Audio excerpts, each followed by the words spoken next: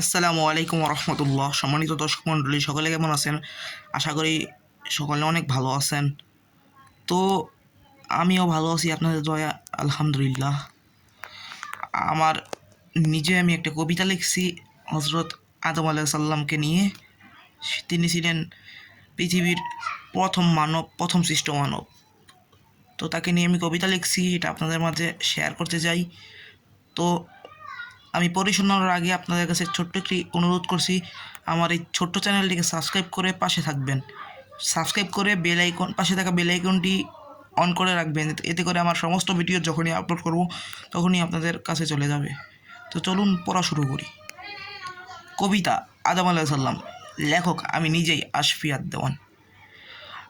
আল্লাহর সৃষ্ট প্রথম মানব আদম আলাইহিস সাল্লাম মহান নবী। জ্ঞান দিয়ে করলেন তাকে সব মানুষেরই অগ্রগামী। ফেরেশতারা করল সিজদা আল্লাহর আদেশ মেনে। মানবজাতির শুরু হলো তারই মাধ্যমে এই ভুবনে। সত্যের পথে ডাকতেন সবাইকে, শিখিয়েছেন ভালো কাজ। আদম আলাইহিস সাল্লামের জীবন থেকে পাই আমরা নানান সাজ। আল্লাহর পথে চলবো আমরা, করব না কোনো পাপ। আদম আলাইহিস সালামের শিক্ষা নিয়ে গর্ব সুন্দর বিশ্ব আজ। সমাপ্ত।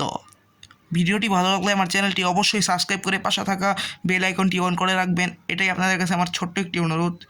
দর্শক হিসেবে সকলে আমার এই অনুরোধটা রাখার চেষ্টা করবেন। তো বিদায় নিচ্ছি এই ভিডিও থেকে। আসসালামু আলাইকুম রহমতুল্লাহ।